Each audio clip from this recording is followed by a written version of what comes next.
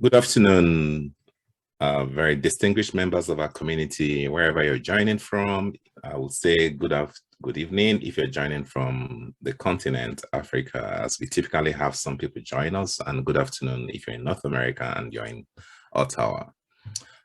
Thank you so much for making our time this afternoon. This time of the year can be really tricky with lots of stuff going on as we approach the end of the academic year. So we're really grateful that you have found time to join us. This is the last but one of our brand bag series for this academic year.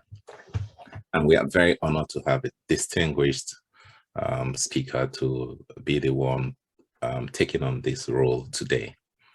And I will introduce our special guest and our special guest speaker.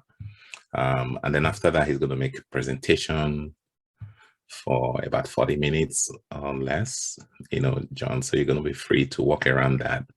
And as usual, we'll have the Q&A following that, and then we'll wrap up.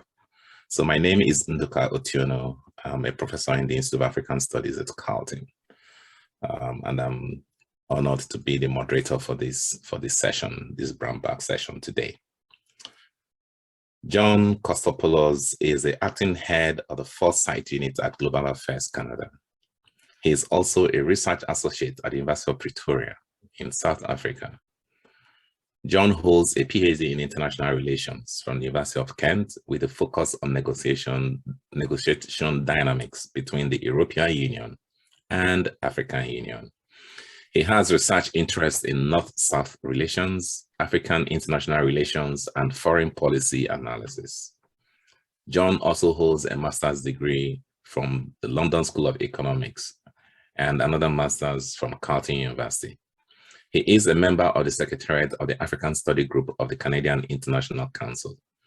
Dr. Kostopoulos writes and speaks in his personal capacity today.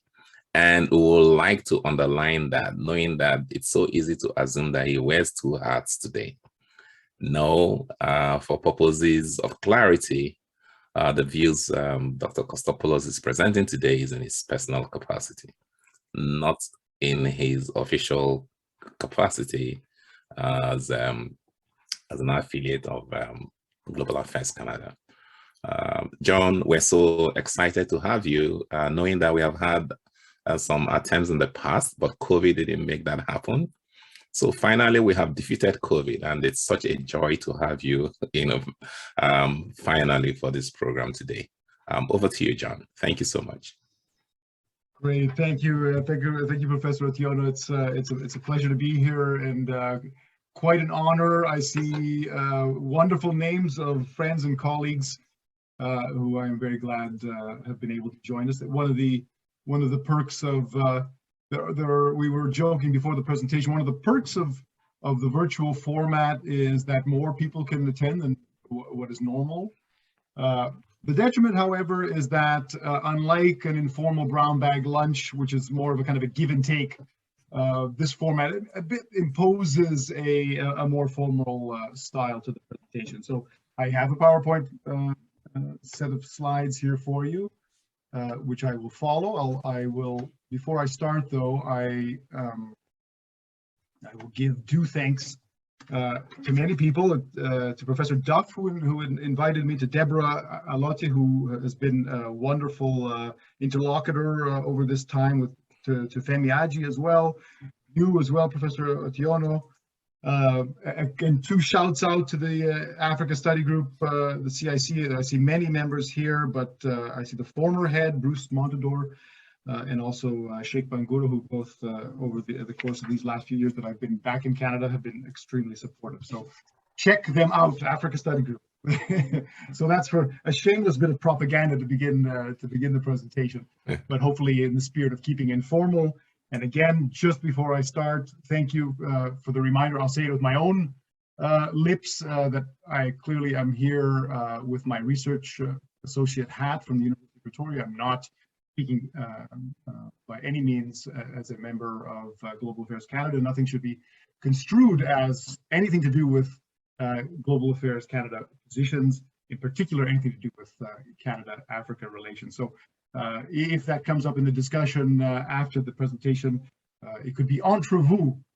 I will be a grateful listener. So I thought, as I reflected on this invitation, I wanted to really consider what I could offer. I'm speaking to esteemed academics here, who are many of whom are at the state of the art when it comes to South relations, to Europe and Africa relations, and coming from now a policy world, I wanted to ensure that what I say today has perhaps an extra twist of relevance and of interest to you. But that's backstopped by the fact, as mentioned, that my studies and my subsequent years post-PhD were devoted to this topic.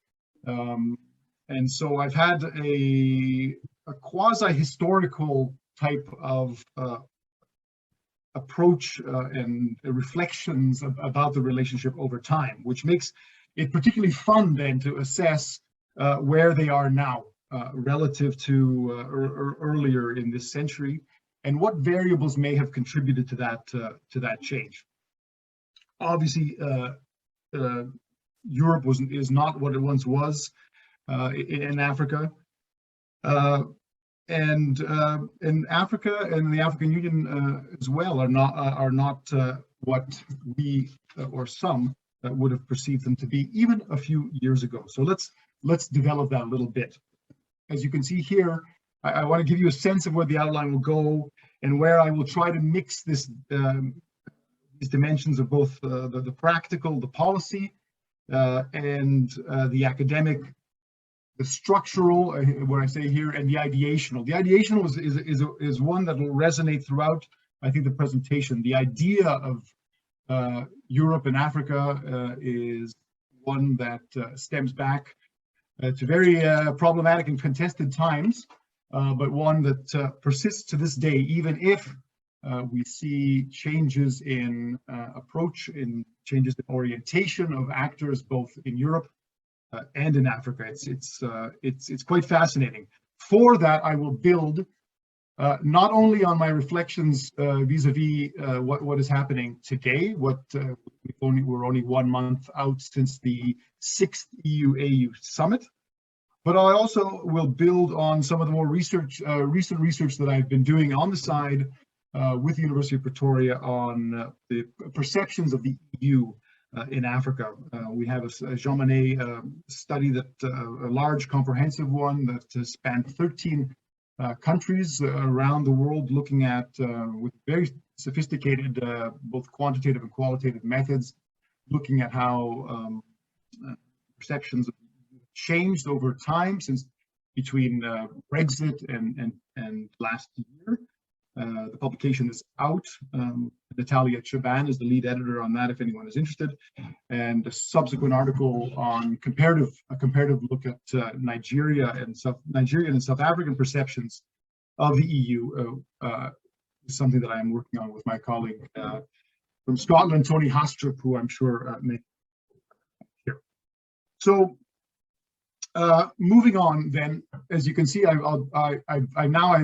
noted the audience. I've noted that it's full of experts, so I will not spend too much time lingering on some of the basics of the relationship at all. So bear with me for 1 or 2 slides. I will not bore you, and then I'll look at something that my colleague Frank Matthijs, who's now at the UN University in Bruges, and I assessed over in a special journal issue that came out in the South African Journal of International Affairs early 2019, where we looked at the trends and drivers in the EU-Africa relationship over time. I will give you a sense of that.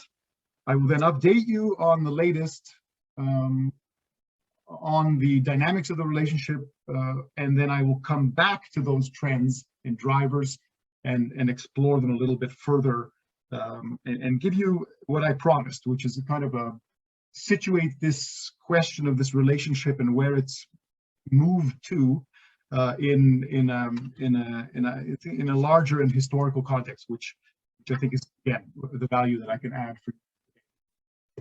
So, as promised, a little bit of historical context in case there are individuals here who need a quick refresher. As mentioned, it's impossible to talk about this relationship without the colonial legacy in particular. I will argue, though, that that's quite profoundly changing I would argue maybe even for the first time in recent years. But clearly, the relationship, the engagement between what is now the EU and Africa has very much in the early decades paralleled the European membership to the economic community, to the EU, and the colonial heritage of those specific members. It's not too complicated to ascertain who I'm talking about, but originally, of course, France was the driver of an association agreement between itself, the economic community in its very nascent stages, and its former colonies, because don't forget, the Treaty of Rome dates from 1957, and the independent movements in Africa were either just beginning in Ghana or very much in their nascent stages. So truly a colonial, explicitly colonial dimension to this relationship. The British accession, of course, added a new dimension, not only with Anglophone Africa, but the Anglophone Caribbean, which was particularly assertive. It's duly noted in history, the Guyanese and Jamaican roles in negotiating between I will just continue to just call it the EU, and what became the Africa, Caribbean, and Pacific states. And through this EU-ACP relationship, Europe-Africa multilateral relations were conducted for many decades. And they focused importantly, and we'll develop this a little bit later, they focused importantly on the trade and aid dimension. They steered clear as realistically possible. They steered clear of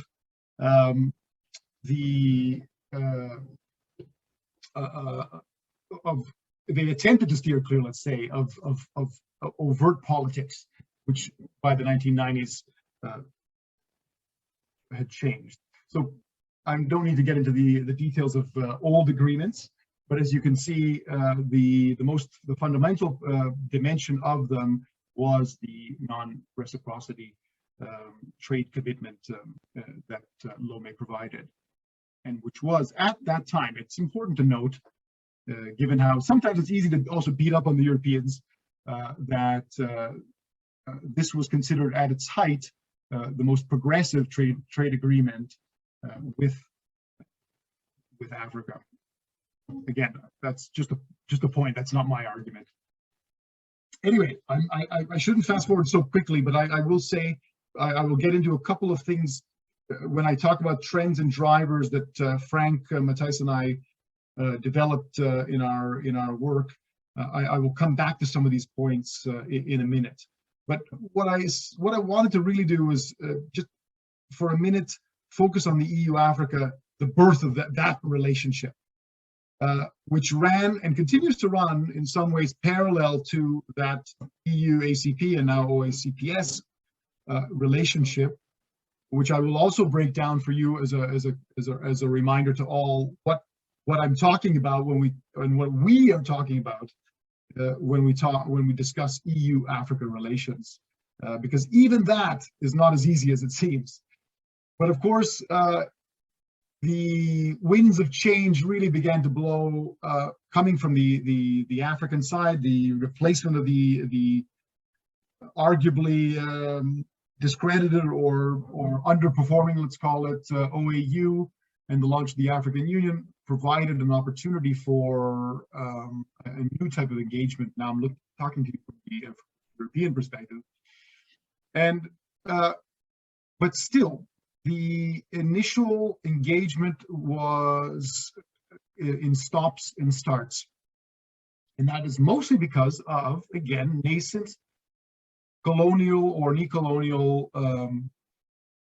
tensions. The most important one being the one between the UK and Zimbabwe, which served to even scuttle and force the cancellation of one of the earlier EU-Africa summits of 2003.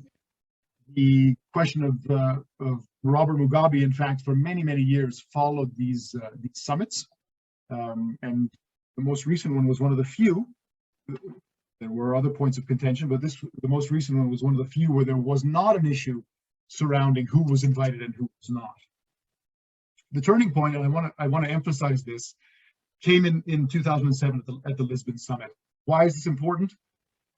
This really marked the explicit turn to a political dimension, a political development of a political relationship that is ostensibly attempted to link the two sides with some sort of a shared vision. We can talk about that in the question and answer period, should you wish. My doctorate was actually on. Some people think how pathetic. My doctorate was on this strategy and its negotiation. So and taking a social psychological perspective of changing perception. So anyway, that's a sidebar. Before I get into trends and drivers, this is just a very quick slide to remind people that the relationship between the EU and Africa is clearly a multifaceted one on all sides. There, as I mentioned before, for the last almost 2 decades, there was jurisdictional, let's call it, overlap between the more formal framework that accompanied the EU and the ACP, which up until recently was the Cotonou Agreement, which I'm sure that many of you are aware, which also bound the EU and its European development funding to programming, whereas the EU-AU relationship and its framework was a non-binding one, but did commit and continues to commit the sides to a kind of an institutionalization of EU-AU relationship. Without going into too much further detail, you can see the slide. There are many facets to break down. Obviously, individual EU member state approaches, AU member state approaches play a terrifically important role in the overall EU-Africa relationship. But in this instance, I think I've made it clear enough that I'm really talking about the multilateral dimension. So let's get into some of the more interesting stuff. And this is the exploration that we did on some of the over time, what we observed, and not necessarily consistently over time, but certainly at different points over time, observable trends and even drivers of the relationship. The collective clientelism term is one that shamelessly borrowed from John Ravenhill, who many of you know is actually now has been for some time at the Balsillie School of International Affairs in the University of Waterloo, and who had done some seminal early work in the late 1970s on the type of relationship that quickly formed between the EU and Africa via the ACP relationship. And that one has been a very difficult one to break. And we'll revisit that after we look a little bit at the state of play today. I would say one more thing, that it resulted in a very comfortable type of a relationship that's perpetuated itself for a very long time. And maybe I'm being polemical, but I would argue that so comfortable that even if its antecedents were neo-colonial in nature, it was palatable enough of a relationship for both sides, and not necessarily one that was an imposition of one, usually the stronger, onto the other. That segues into my second point about power asymmetries, which we'll develop a little bit further going forward in this presentation. They're clear and obvious, but have changed dramatically over time, especially when we take into consideration larger forces, larger structural forces at play, in particular with respect to global order. The market liberalization point, I don't need to develop too much. There's plenty of documentation about the turn over time to the Washington Consensus and the pain that it caused in Africa in the 1980s and 1990s, but at the same time set a path to market liberalization and a change of parameters of the relationship between the EU and Africa, which was one of preferential treatment, suddenly becoming a contested one in fora like the WTO. The political turn I've mentioned, and I will keep mentioning through this presentation. Two more, here I develop them a little bit more on the slides. Two more points of importance. It's the regional actorness dimension. We always talk about African agency. I will also talk about EU agency, given that the institution itself has also changed profoundly since 1957. But in this instance, much of the commentary is on the degree of effectiveness of African agency over time. Much of it has been linked in the past to primary resources. That's including in the 1970s to the new international, I think, NIEO, the International Economic Order, which was very much a new spirit, a new esprit that was in the developing world, which was very much linked to a boost in commodity prices at that time, and which many argue, in fact, gave the ACP countries their a particular negotiating advantage back then. The EU or the European countries needed them. Similar parallels have been made to the rise of African agency in the 2000s, which was also some link to a renewed boom in primary resources. I would suggest, and I'm sure most of you here would agree, that it's far more complicated than that, and the development of the African institutions has been actually of central importance to how African agency and has changed over time. And finally, it's the global order, which I will get back into later. Clearly, the Cold War exacted its own certainties and expectations on behavior of actors at that time. The subsequent end of the Cold War and the US unipolar moment also brought different expectations. Clearly, we are no longer living, or we are on the way out of that moment. And it's a question then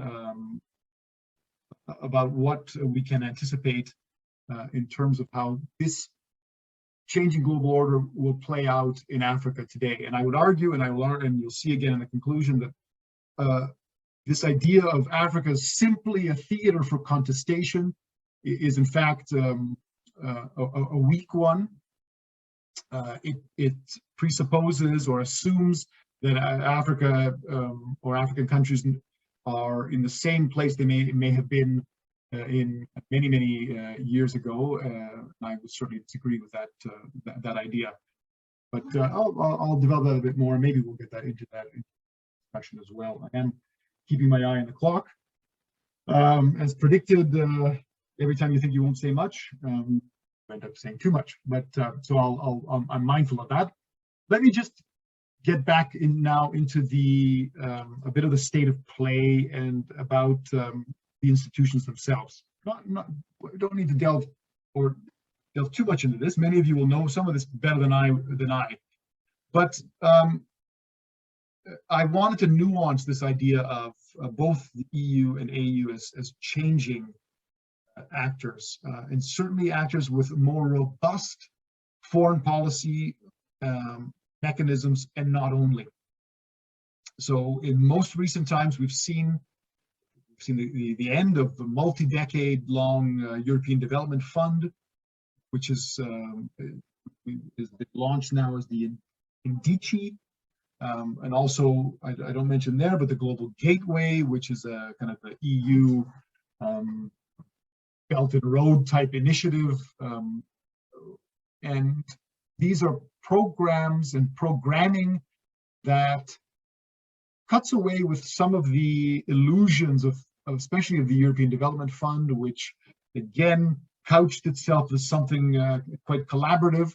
It's not to say NDC programming is not, but it's less apologetic about also serving EU interests, which were, I would argue, always been the case, but here more explicitly stated. And that makes me actually jump a little bit further down to this idea of the EU as also a less apologetic entity, you know, perhaps born of the discord from Brexit, from the Greek and the Euro crisis, but there are tangible differences over time of how the EU itself sees itself.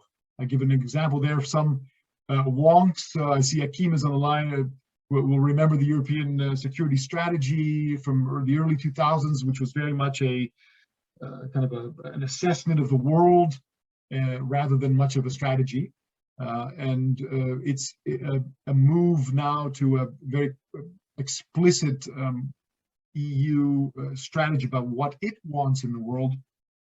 And another manifestation just 2 days ago, the launch of the Strategic Compass on the defense side. On the African Union side, there have, like the EU, I should add, with its ups and downs, the Brexits and the Euro crises, the AU as well has come with a tremendous number of aspirations, not all of them realized. I mentioned, you see below, NEPAD and the APRM, the Africa Peer Review Mechanism, big aspirations that have since been a bit cloudy. The Kagame reforms from a few Januaries back were much touted as the avenue for really making the AU into a more representative and dynamic and robust institution. The jury is still out about how much progress has been made, if at all, on those reforms. That said, I can see my very esteemed colleague and friend Sam Olonutrova on the line, who knows and can tell us all about the Continental Free Trade Agreement. But this is a tremendous aspiration that's being realized against all odds. There was tremendous cynicism, as many of you remember, when it was announced. Anyway, other important notes too, that the COVID-19 response, a formidable, fast response by the FACI Commission. Some impressive elements to what is happening with the AU, but it still remains also a small institution, constricted, much more intergovernmental than its namesake on the European side. Now, I will give you just a very quick. I don't want to play a news reporter for you, but instead, what I will do is give you a sense of some of the more important changes that have occurred in recent years, or noteworthy, let's say, events that I think require consideration when we assess the relationship and this idea that I have from the title of this presentation about EU-Africa 2.0. There were some symbolic gestures, so this touches back on that theme that I promised you about the ideational dimension of the relationship. Commission President von der Leyen's first visit, in fact, was to Africa.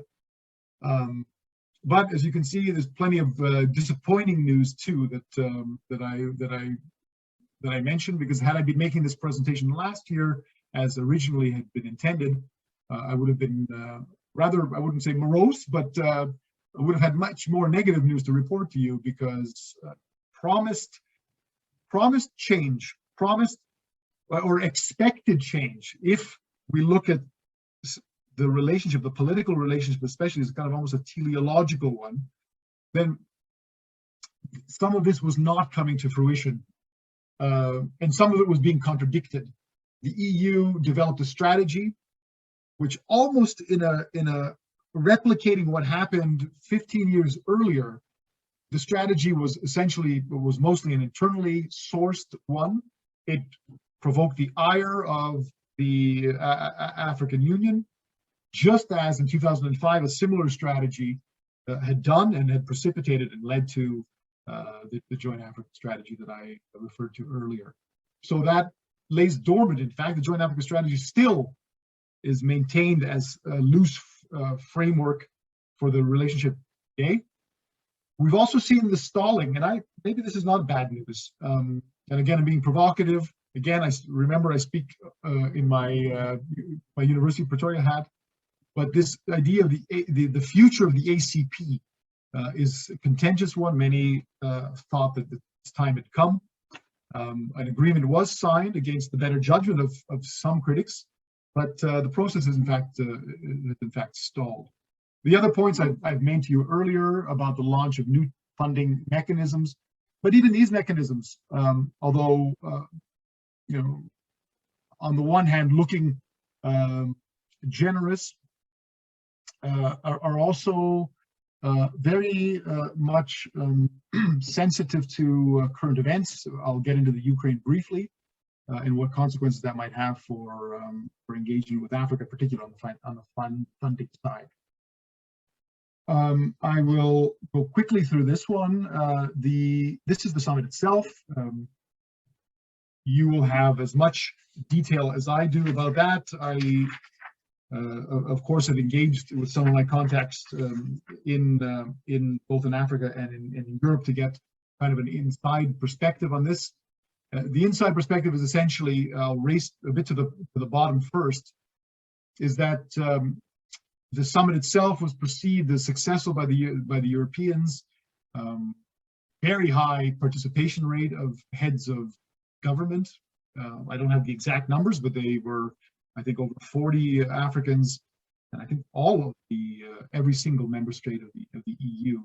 And this is, again, goes back to the symbolic, maybe even the ideational.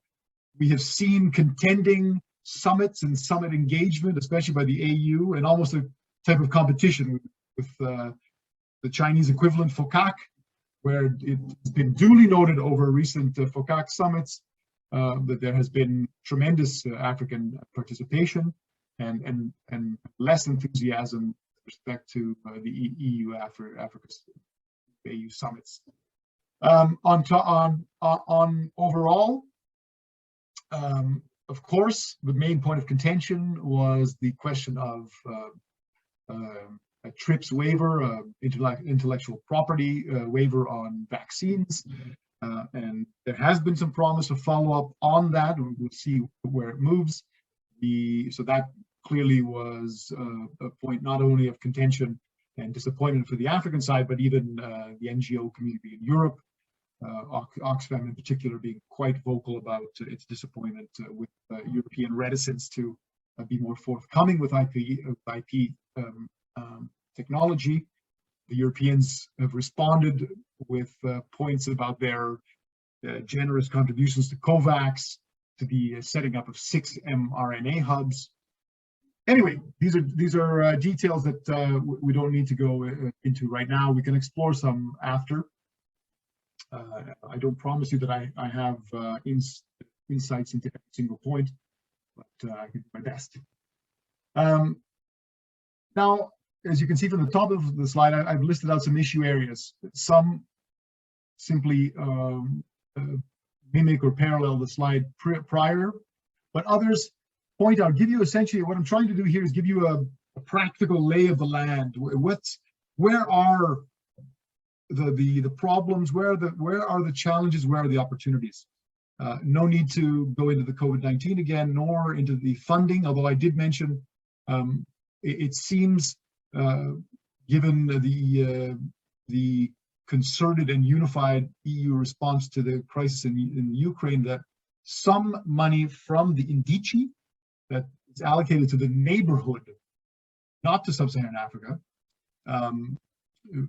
is moving the way of the Ukraine. So there could be some questions about North African funding. Something to note. There are, of course, issues on climate change. There has been some lamentation, and this is something I'll say towards the end, where I really hesitate. I used the word teleological before, but I actually don't embrace that. The idea that there's a kind of a linearity and progress is an upward curve or straight line is a contentious one. We have seen in prior COP summits much more successful collaboration between the EU and the African Union and specific African actors. I think South Africa in particular, especially with vis-a-vis Paris Agreement of a few years ago.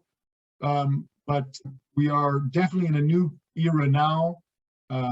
You would have, the experts on the line who were following Glasgow COP26 would have seen plenty of discord and discord, and in particular with respect to the EU's Green Deal, concerns about carbon tax and the consequences of some expectations, unrealistic expectations of Europe on Africa's energy transition, even if funding is allocated in some instances.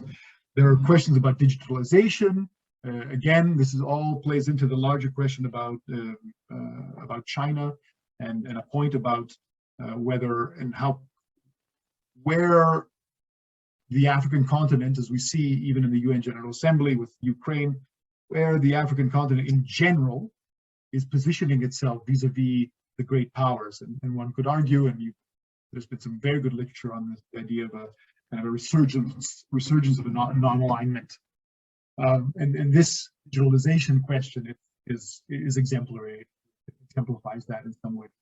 The question of regional and continental trade is always an issue of both controversy, challenge, and opportunity. Again, I'm going to make another shout out to Sam Monotroba, who's written a book about the economic partnership agreements, which I recommend. But they, to this day, even though launched first recommended in the 1990s in a green paper, and still not persistently unfulfilled in most regions, this idea of economic partnership agreements. Again, something we can discuss during the Q&A or discussion period. Mindful that it's already 1:40, I'll try to wrap up in 5 minutes. I know that sometimes long-winded presentations can be boring. I hope my intonations are at least keeping you somewhat awake. But the migration question is clearly a fundamental importance in various ways, both the immediate and the long term. I think about an excellent study by Yaki Cilliers on the future of Africa that he's published recently, that you may want to consult on what he calls deep drivers, so long-term demographic changes, and consequences for both a demographic dividend in Africa, but also questions about migration. It really is in the eye of the beholder. Perceptions matter. The security question, there's a new European peace facility. Again, that is in play with Ukraine. Already and prior to Ukraine, the Europeans had signaled that they, with the mission in Somalia, that they could no longer sustain AMISOM or help sustain AMISOM as they once did. These are all questions about areas that were once one could argue the core of the EU-AU relationships. Certainly security was it, given also the African Union's inherent strength in that area. Debt relief came up also in the summit. And then, of course, there's the OACPS. All right, getting to the last slides here. So very quickly, revisiting some of those drivers I presented to you earlier. The collective clientelism dimension, I would argue on a hopeful note that that comfortable arrangement between the AU and the vestiges of the ACP, the OACPS, is probably on its last legs, given again it's the ambiguity regarding signing of the agreement. It will, I suppose, play a role, but other than the existing secretariat, I don't think the future by any means lies in that dated institution. The power asymmetries, I recommend that you read a piece by the great Achille Mbembe just last month, which also precipitated a discussion on the future of EU-Africa relations with some excellent pundits, including Faten Agad. But it comes back to that, to how you perceive and how sticky perceptions can be. That, as I say there, when push comes to shove, the expectation is that Europe will act in a particular way.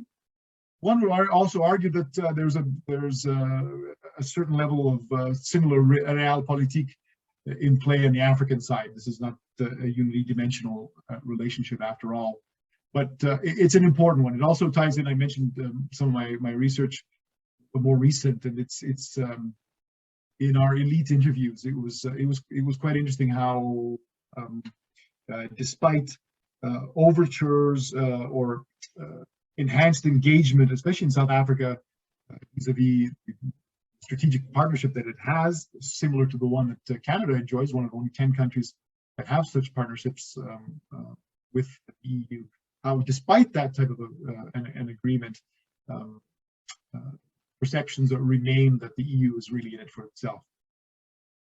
The political relationship was the other one, was another important part that, of course, has permeated this entire presentation. It has been fundamental, and I think remains fundamental to the relationship. The agency question and global order are ones that I want to develop as I come to the conclusions. So, a couple of observations and maybe some food for thought for our continued discussion. Clearly, COVID-19, and if I was presenting this 2 months ago, I wouldn't have mentioned the second, but Ukraine as well. I would argue, now thinking with my foresight angle, that these are both tremendous. These are critical inflection or disruption points of disruption, and have had a very interesting effect on the relationship that ties back to what I was saying about agency. You've seen, maybe on the final slide, I say a few more things about that, but I don't want to skip over myself. But clearly, both the European behavior vis-a-vis COVID and the vaccine rollout, and then the subsequent intellectual property questions have, at the very least, I wouldn't say not necessarily set back, but certainly asked questions and maybe perpetuated stereotypes and biases that Africans may have of what European inclinations and aspirations and motivations are on their continent. Similarly, with respect to Ukraine, the UN General Assembly vote incensed. I know from my unofficial discussions with contacts in preparation for this presentation, that the abstention of 17, I believe, African countries infuriated many in Europe. You could argue that that's ridiculous, that there's no moral standing to be infuriated, but nevertheless, that was the sentiment, especially coming literally weeks after the UAU summit had promised so much in terms of coordinated approaches between the two partners. So that it's again a kind of a reminder of that Africa in African countries are capable, very much capable of their own strategies, realpolitik, or whatever you want to call it. We're also seeing, as I mentioned to you before, this more strategic and self-interested tone. I'm thinking about a kind of a selective approach to regional organizations and funding. Some in Europe are, while still committed to the African Union, maybe not as wholly expectant of it as the chief partner as maybe a few years ago. And then, of course, we have more bilateral linkages. I put Sweden there, but then there's also, of course, the Brits and their role, which is, some would have thought originally the role of spoiler, but now one wonders whether their pursuit of global Britain has in fact come at the expense of their engagement with Africa, given that they've actually taken away their specific position on Africa from the FCDO. Final slide. So thank you for all those who have paired with me. Despite all of this kind of negativity that I've presented to you in slide one of the conclusions, is a breakdown imminent? No. Is EU Africa 2.0 imminent? That depends. If you think 2.0 is a relationship of pragmatism, then maybe. If it's one that is as aspirational as a few years ago, no. But both the institutions, both the EU and the AU, we cannot forget they need each other in many ways. Their institutions, their college, their the complexity, the intertwinement of their institutions over the course of this bureaucratization of the relationship has helped to reinforce both of the institutions. So commission to commission, college to college meetings, etc., etc., all regularized and important. I've already mentioned this question of Africa now as a center of great power contestation, and I've critiqued that. I want to finish then with my final points and my final one. And the future, I think, may in fact lie in what I just intimated, the sheer complexity and variedness of the relationship. Whereas you recall at the beginning of the presentation, I stressed trade and aid as being the crux or the foundations of the relationship. It now spans into areas beyond even my personal knowledge, and this is it's the smaller, the institutional engagements that I think are important, and where indeed, especially in a world more divided than ever, it will be there where we'll see EU Africa 2.0 rather than in more grandiose and aspirational proclamations between two sides. I leave it there. I thank you very much for your very generous patience. And again, it's a brown bag lunch. I don't know if we were all in person, we'd do it kind of a communal discussion here. I don't know if it's going to be a Q&A.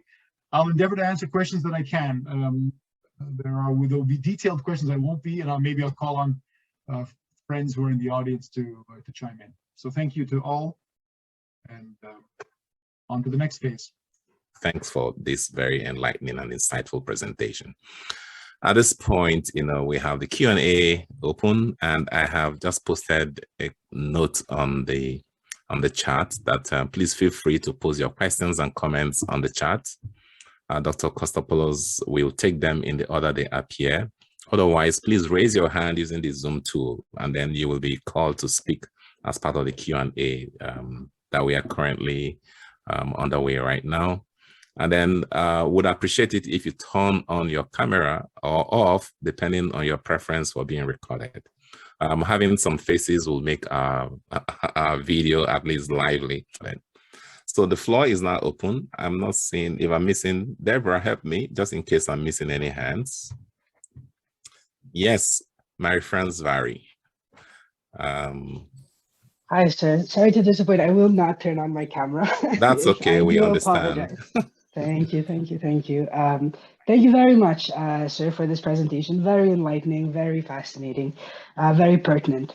My question revolves around Russia, to see how Russia features in this strategy, if at all.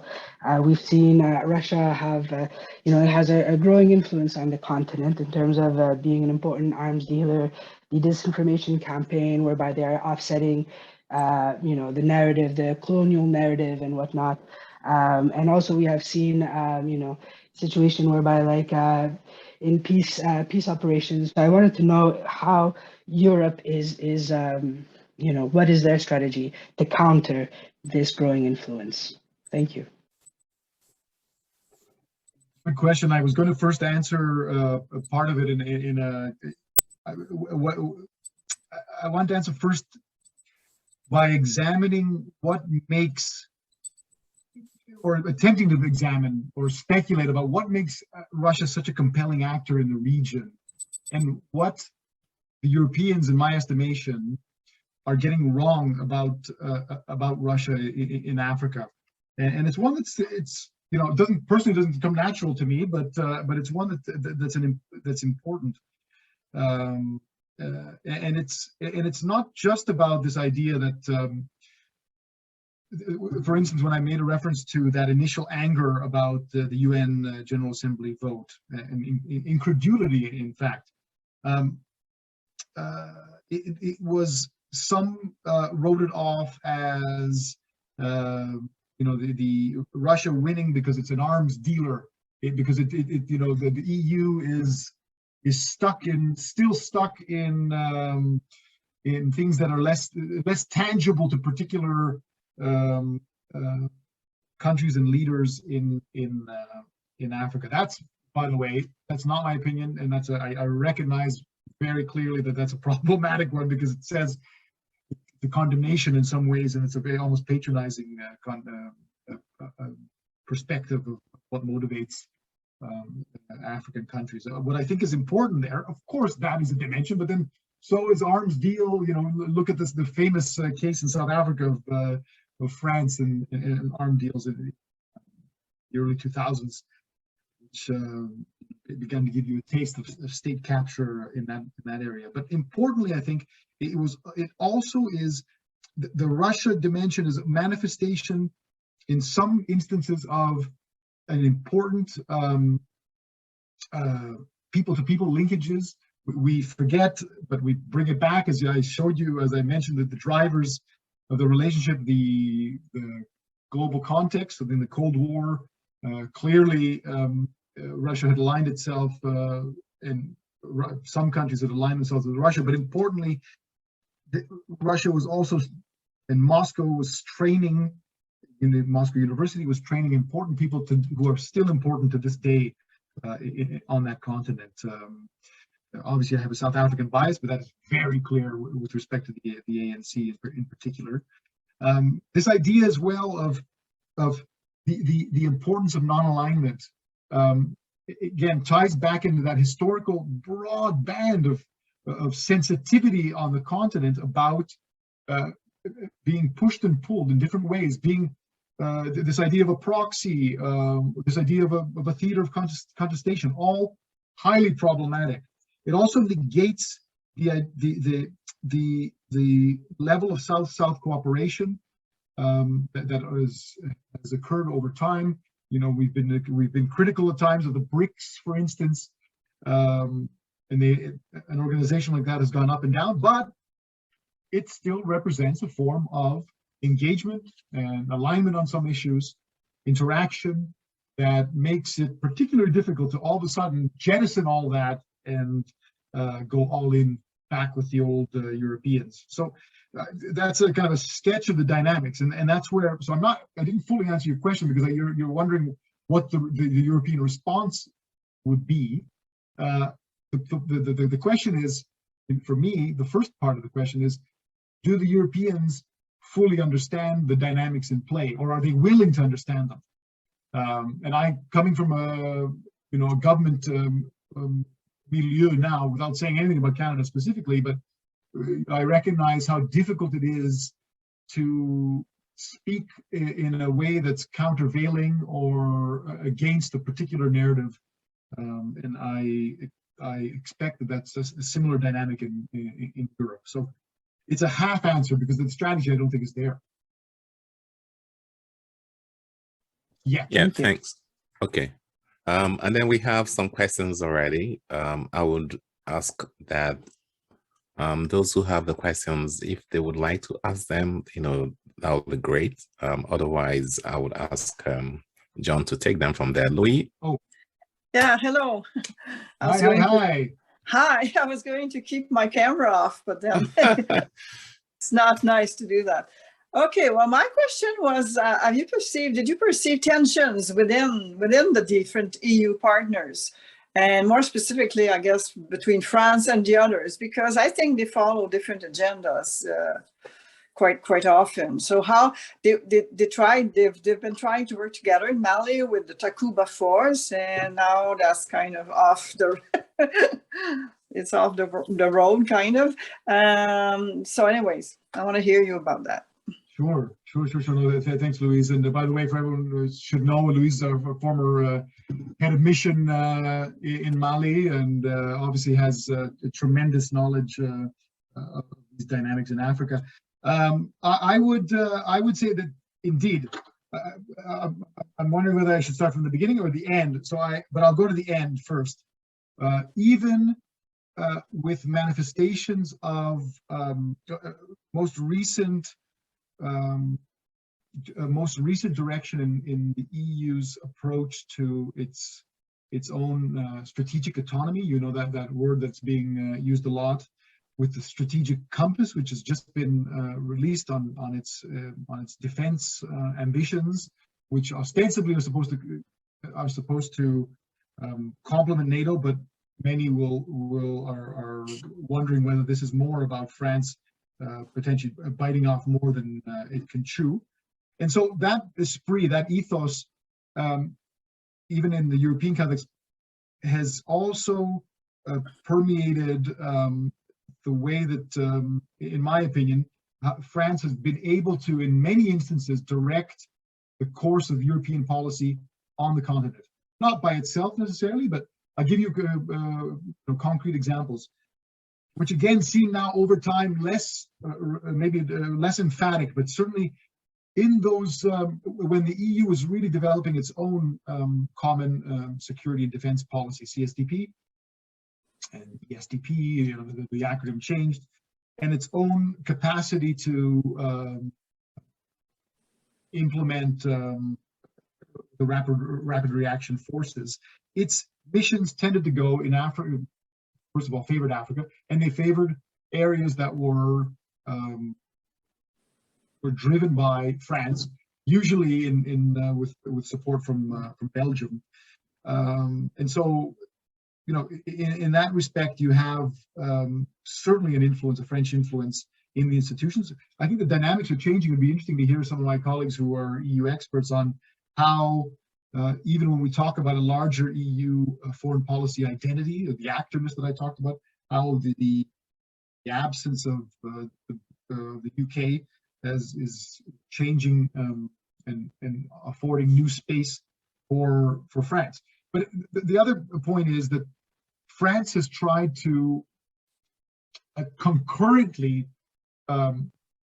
manage both a multilateral relationship between, as a pivotal member of the EU in its relationship with Africa and the African Union, but then of course also the France-Africa relationship, which also has a series of summits and also has a series of commitments. But also moving, the only thing I would say, I'm not an expert, but I would say what I'm observing, and you know, Louise, better than I, with the Mali dynamics, but with the French not only pulling out of Mali, but also being, you know, welcomed or pushed out in some ways, and it was not there was very little public lament from what I saw of their leaving. But this is indicative of kind of a French approach that parallels what I was saying earlier about a European approach, the EU approach, which is more less apologetic and more openly interest-based. So it's a bit of a long answer, but essentially my observation is that it remains a steady force in directing EU engagement in Africa, for sure. But if anyone wants to, you know, pipe in on that one, that's always an interesting.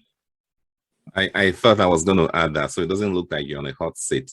You know, we could use other people joining the conversations rather than just us focusing on John as a respondent.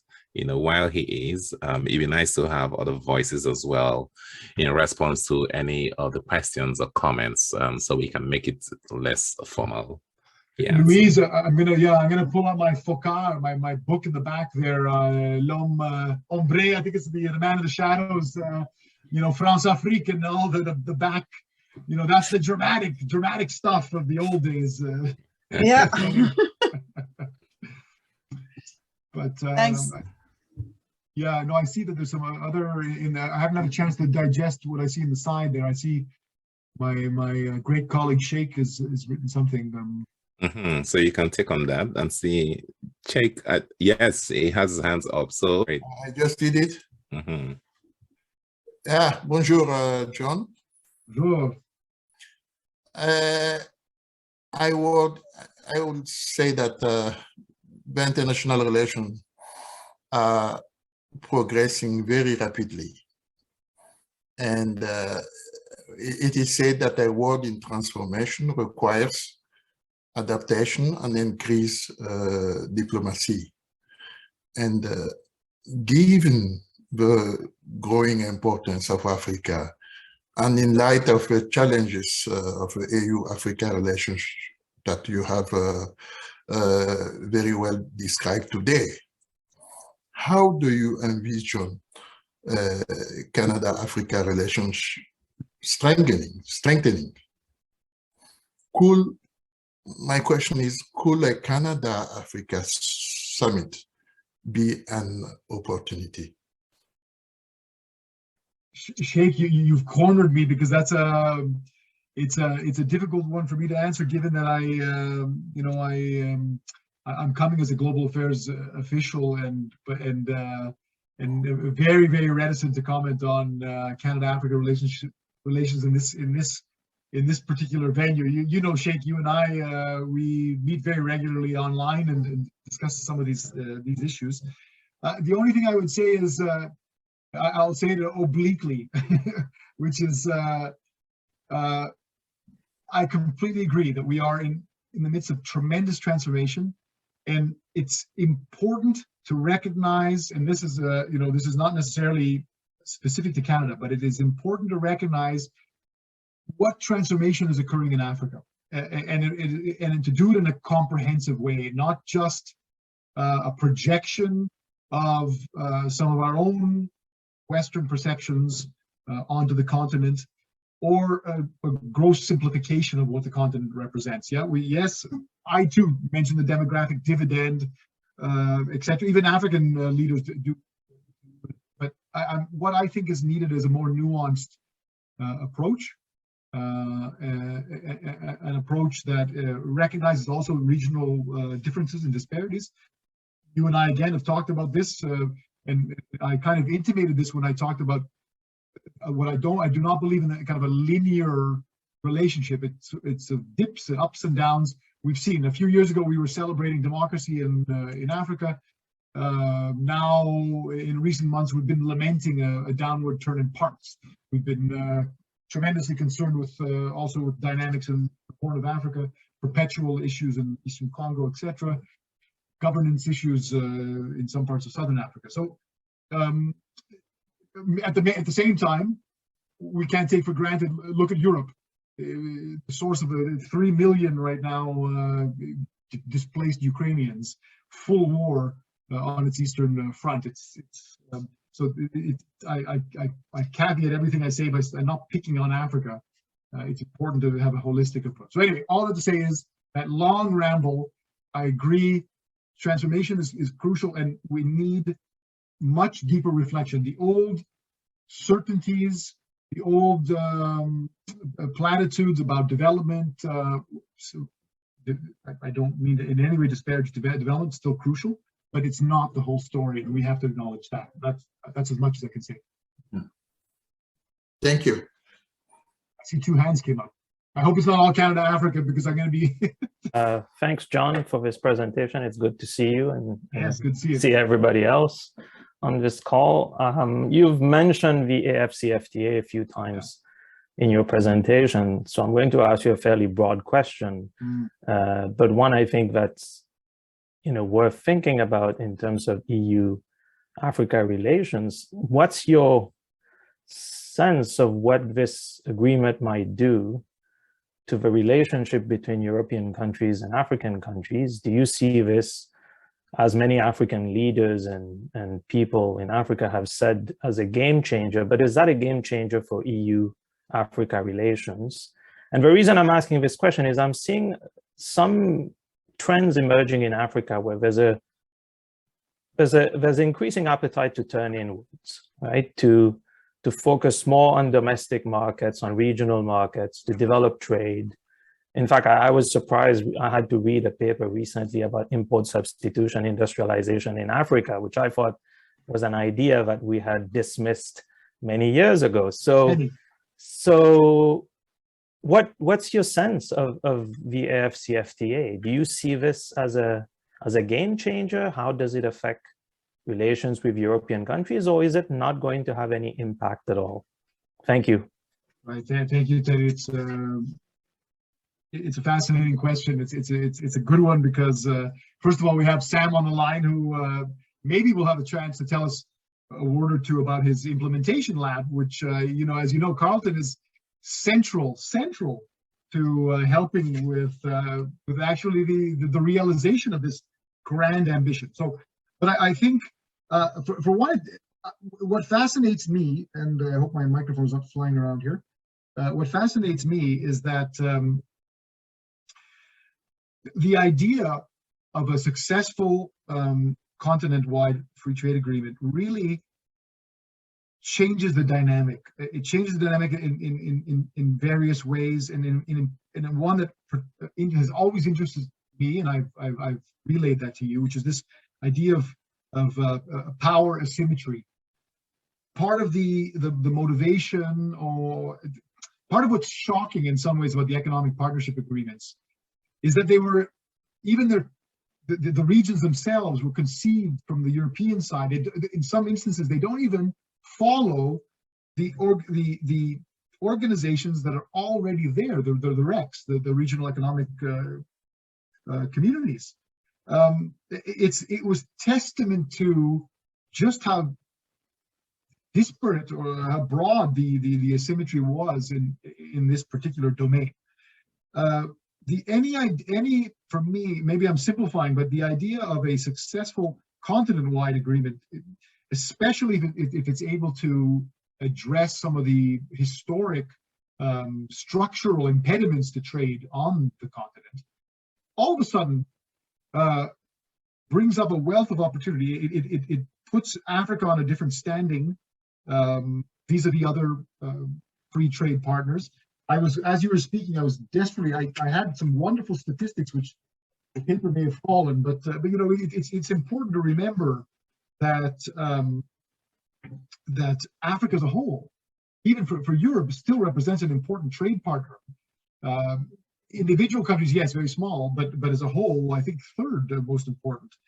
And then, of course, the EU, we know, is still, despite all the rhetoric about you know the Russias and the world, or the Turkeys, or the South Koreas, Japans, it's still fundamental. So for me, my angle on the answer to you is one about redressing the structural issues within Africa, which obviously is a tremendous task. Anybody who's crossed a border, a physical border in Africa, knows what's in play. Tremendous. Let's not beat around the bush.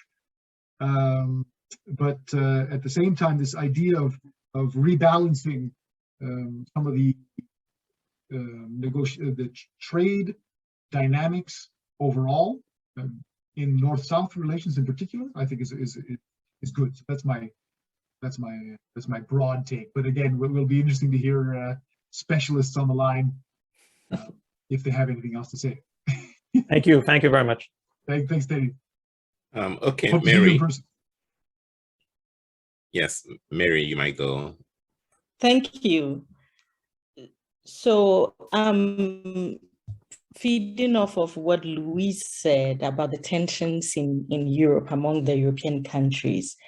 So vis-a-vis that, I'm thinking of the Brexit. How does Brexit, it reduces the tensions in Europe, because in terms of European history, Britain has always been, and the EU, the continental folks, it has always been the tensions there. So with the exit of Britain, how does this move the relationship to that 2.0 point where we are looking at? How does this help? That's a really fabulous question. it's one where I had anticipated in my more depressed phase of dealing with Brexit, I had anticipated more cataclysmic, more profound damage to the EU-Africa relationship. And I think, I had prepared an iteration, something that with a couple of slides that were similar that I used for this presentation some time ago. And I had a whole category on Brexit and Britain as spoiler. And you heard I made a reference to it, but a fleeting reference, because I'm not sure. For a while with that tremendous tension, it's still there. You've probably heard Boris Johnson, run a parallel between voting for Brexit and Ukrainian fight for freedom, which is shocking let's just say it's shocking. So I had expected then that in pursuit of global Britain, that some sort of a zero-sum game would be in play. That also there would be tremendous consequences for the now called IDICI, but the European Development Fund, which obviously the UK supported to very important contributions, financial. But I don't see this yet. I don't see a splintering as we may have thought. I don't. At the same time, it's early to say whether this has created more cohesion between Europe and Africa, because the classic, again, I'm saying this somewhat tongue-in-cheek, bête noire of the EU, the Brits are out, so now everything should be easier. I do recall, I was like Sam, I was in Pretoria at the time, and I remember discussions around that context were in fact that all of a sudden now the EU will be unencumbered by that weight, and it will do amazing things. But as I've implied in this, or not implied, but as I've argued in this presentation, what we've seen, in fact, has been, even with the EU itself, more of a move towards a more interest-based relationship, even though it's still couched in the symbolism of symmetry and all the rest. Things have changed, and I think that I would make then that link back to what Sheikh was saying about transformation, and also in the global order. And so the EU, this goes beyond EU-Africa relations. This is a EU and Africa both situating themselves within a new dynamic, which has less time and less space for these quibbles between the Brits and the EU and in Africa. So I think that's just a little yes. comeback here, because the EU, let's say a month or two ago, they announced a funding that Yes. will be available to some African countries, and including Ghana. I can say Ghana for sure. Yeah. So and that funding was to help with urbanization processes. So the creation of smart sustainable cities, SDGs, and stuff like that. So would you, just as a follow-up here, would you see that as a way they're going, maybe? Because the continental Europeans are really into sustainability and Right. COP26 achievements and stuff like that. Right. Yeah. No, I think it's that mix in terms of deliverables. It's that on the one part, there, as I mentioned, on the climate change agenda, there's been a much more kind of a Euro-centric approach, which has failed to convince African partners and has had consequences on the way that those two sides had collaborated in previous times. So there's that one side. There's the other side then, which ties to the point I didn't develop as much as I would have liked, which is the global gateway. Remember I was talking about the Belt and Road Initiative, the EU's equivalent to the Chinese BRI. This idea that bricks and mortar, physical and obvious manifestations of Europe in Africa are what some want. It's a kind of an antidote to this feeling that, especially in the 21st century, that a lot of European support was going into more opaque, not in a bad sense, but more areas that were less visible. Budgetary support is a classic one where the EU has played a big role but nobody knows that. No one sees a big sign as opposed to, you know, you look at the Zambian highway system and you see huge Chinese signs, you know, these physical manifestations.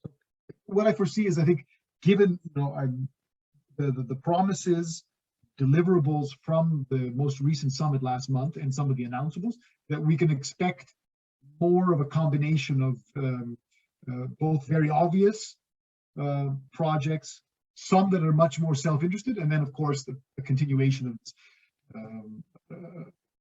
this more historic patterns of support. So a bit, let's just say a bit of everything.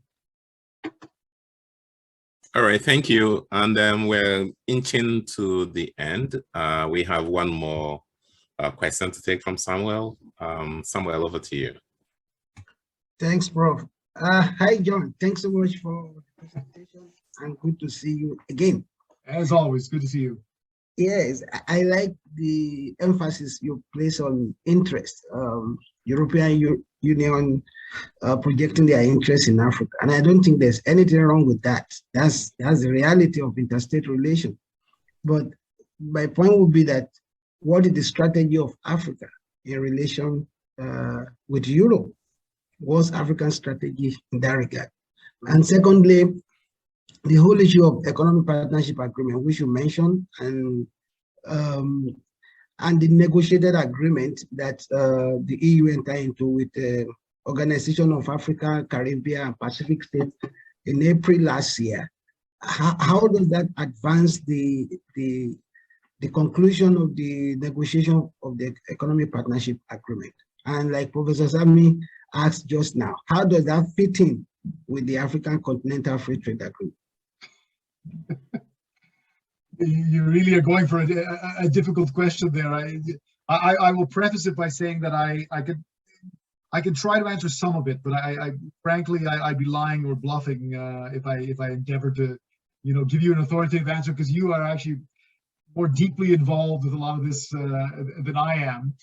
But that said, some of your question I posed very similar to, I made reference earlier to in updating my research for this presentation. I spoke to some insiders, and so on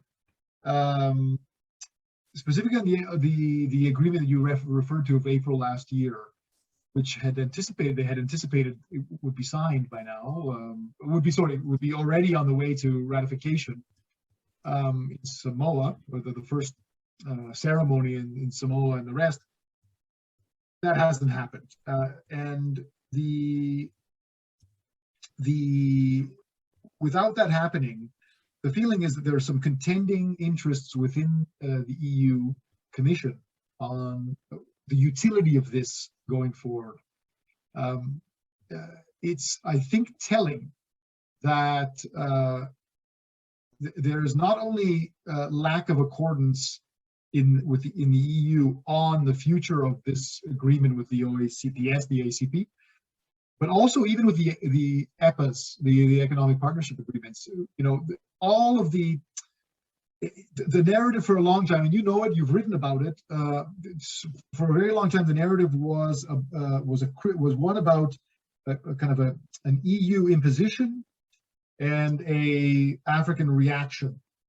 I wouldn't contest that. It's still in many ways like that. But what I find fascinating is that the implication was that it's always the Africans who are you know, the saying no, and it's the Europeans who are all in. In fact, if you look at the latest breakdown of the economic partnership agreements and who's ratified what, you'll see plenty of the European countries are nowhere near making progress on this agreement and this arrangement as well. So I think it's the question for me, and the one I can't really answer, and what I've also been contemplating, is this idea of parallel tracks. How do you reconcile then, or do you, or is it trivial to, how do you reconcile what was once a Cotonou agreement that had specific mechanisms for the disbursement and for programming, for disbursement, for legal channels? How do you reconcile that with an agreement that no longer is no longer certain, with a new funding mechanism, the Adichie, with a new set of prerogatives that may circumvent some of those old structures. For me, it strikes me as messy. I'm not quite sure. There's always been that, you know, I said it near the start of my presentation. There's always been the EU-AU, a bit more simple in some ways. You know, the security relationship, the political relationship, focus on particular science and technology. But then it was always the ACP represented the money, or the big money. And this is no longer clear to me. And I'm afraid, Sam, I can't really answer that well. It's maybe something we could probe a bit further as the dust settles and we get more clarity about where this OACPS agreement with Europe is going. So forgive me for a half or 1/3 answer. Thank you. Yes, thank you. Thank you very much, Samuel, for that question. And then also thank you, John, for your response and your generous responses to all the other questions. We have come to the end of today's brown bag, and we are on time, you know, at 2:27. On behalf of the Institute of African Studies, I want to thank all of you, thank especially our guest speaker for making a time to take on these at this time of the year. Thanks a lot. And then I see some people who have been regulars on this brown bag series. I want to thank you for being very supportive. And those of you who are joining us for the first time, we hope to see more of you. I want to thank all of you for being part of this event this afternoon. Let me quickly draw our attention to our next brown bag, which will be the last for the year. I mean the academic year, of course. And it's entitled Women as Intellectuals, Nation Building, Knowledge Making, and the Writing of History. The speaker is someone who has been with us this afternoon. She's also Mary Owusu, African History Professor at Carleton University. It remains the same time, Wednesday, 1 to 2:30, but the date is April 6th, 2022. I hope as many of you as possible can join us in what will be a very lively closing session for this academic year. Thank you to Femi and Deborah, our office admin, for keeping this series going no matter how difficult it is. And thank you everyone, and enjoy the rest of your day. Bye for now.